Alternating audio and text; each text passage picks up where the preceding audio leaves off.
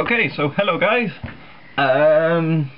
Let's just do a quick video because I tried to do this video before and it ended up a little bit long. So what I'm going to do is I'm going to talk to you about my new project, which if you've been watching my videos you will know that it is Pre-Heresy Ultramarines.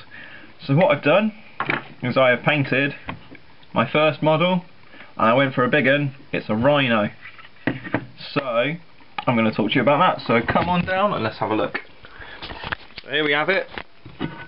This bad boy is my first model for my Pre-Heresy Ultramarines, which will be taking part in Templars Crusade 01's Great Crusade campaign, which is great, and it's been great fun to be part of as the Orcs, and I'm now glad to be taking part as one of the legions, even if that means I'm not getting to use a Primarch.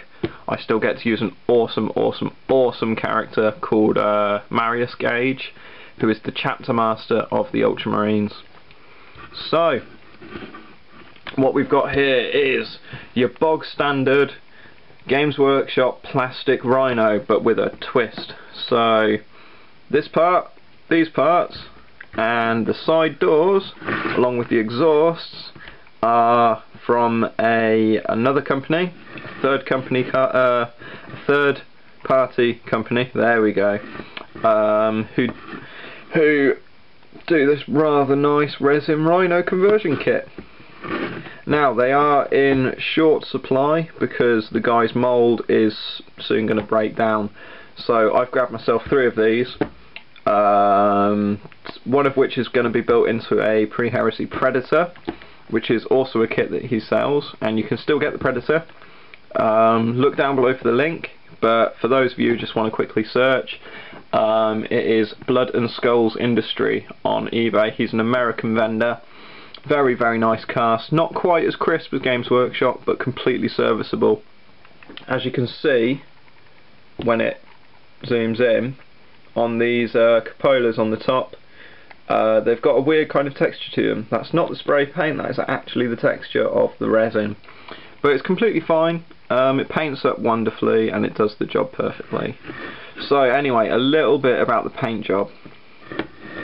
I had painted this with metallic paints, but I used Army Painter matte spray paint, and if it zooms in, it's kind of made it look like I've painted it as NMM, non-metallic metals. I can assure you I didn't. I used metallic paints, but it's completely blasted out the kind of what's the term I'm looking for? Yeah, the metallic flecks in the paint. It's completely blasted them out and made them so matte that there's no kind of metallic look to it.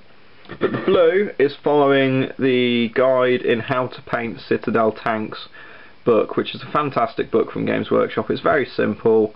It's a down-to-earth book by a down-to-earth guy called Adrian Wood, better known as the Grand Warlord, from days of old in White Dwarf.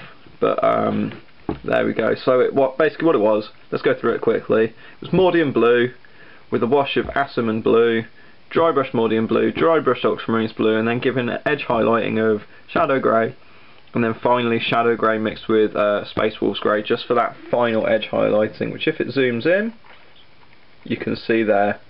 Now this is the first tank I've painted in probably about 10 years, especially one that's kind of clean and not like an orky thing.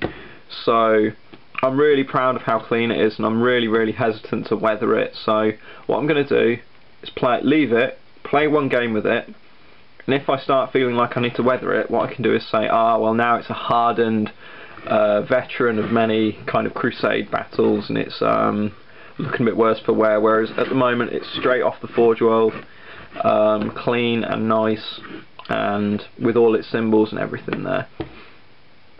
So yeah, and all the symbols I've applied, so these ones here and the one on the back are transfers, this one's painted, and they are all placed according to a very old picture of one of the Mark I Rhinos, the original Mark I plastic Rhino from around 1994. I wanted to get it exact, I wanted to get it right, but I had great difficulty with the transfers, knowing when to apply them. Was it before the varnish, after the varnish?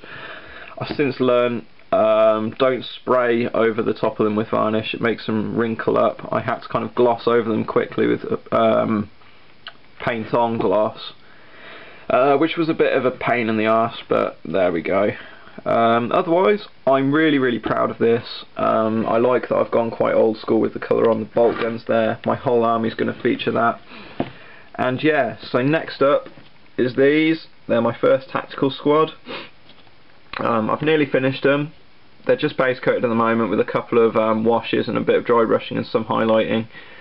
I'm going to get them done to a point where I'm happy with them, and then I'm going to finish them properly after they're kind of done, you know, not finished but done.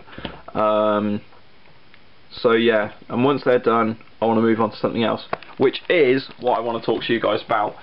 So obviously I've got my Rhino done, and I'm getting the Tactical Marines done, but the question is, what's next?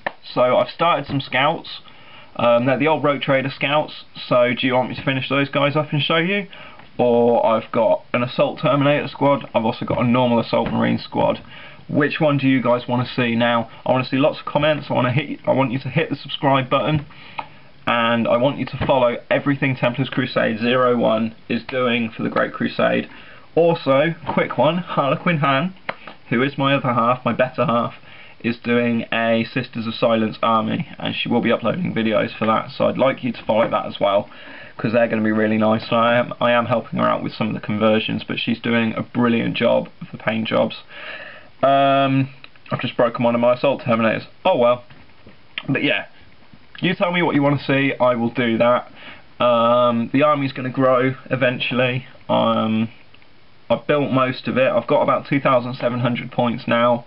The problem with that is that there's still stuff that I want, like Devastators, Contemptors, normal Dreadnoughts, all sorts.